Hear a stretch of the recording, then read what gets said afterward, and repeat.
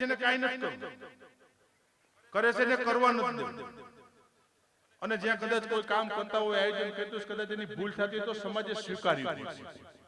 બાકી ઓટે બેઠા બેઠા વોટ્સએપમાં મોબાઈલમાં મેસેજ નાખવા કે એ ભેગા થયા હતા હવે કાંઈ નહીં, ઈથાઓ સમાજમાં બેંકની શિબિર હતી ખાઈને વે ગયા, તું કાલથી કે રેલ તો મેં હેઠા બેઠા. તમે કરો તો ખરા, તમારે કરવું જ કરવાનું દેવું નથી કોઈને. અને સમાજની અંદર નડતર મુશ્કેલીઓ ઊભી થવાના પ્રયત્નો કરવા છે.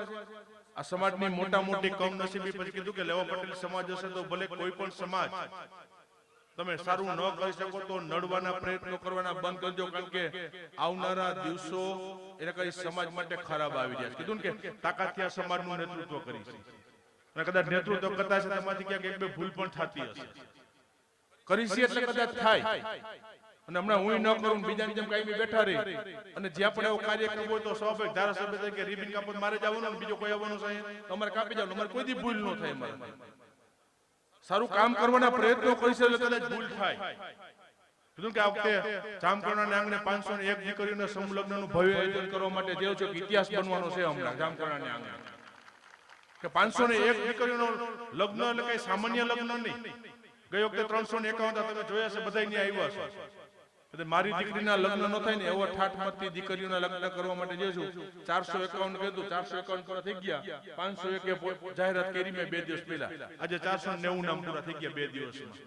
હવે મને કે વધારવા હમાય એમ. પણ આવડું મોટું ભવ્ય આયોજન એક સમાજ માટે કરવા માટે છે. અને કદાચ ત્યાં કદાચ થતું છે ને તો કદાચ એક બે મુશ્કેલી ખામી અમારી રહી જતી હશે, જો કરી છે એટલે રે, બાકી નથી કરવું એનાથી કાંઈ નથી થતું.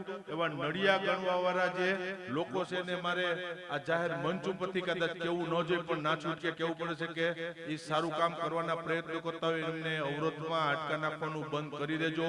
નકર તાકાતથી સમાજનું નેતૃત્વ જેમ અમને કરતા આવ્યું છે, પરિણામ આપતા આવ્યું છે, એમ પછી હવે વચ્ચે આવ્યા એના પછી મારે હિસાબ કરવા ન પડે, ઈ મેદાનમાં મારે ઉતરવું ન પડે. નથી ઉતરવું, સમાજની વાત આવે છે ત્યાં સુધી. પણ કીધું કે છેલ્લે એન્ડ સુધીમાં મને જો હેરાન કરવાના પ્રયત્નો કરવાના ટોટકે નક્કી કરી લીધું હોય છે તો પછી હું રાજકીય માણસ છું. છેલ્લે સામે વાર કરતો જ મને આવડે છે, કદાચ ઈ સમય આવે ત્યારે મારે મેદાનમાં ઉતરવું ન પડે.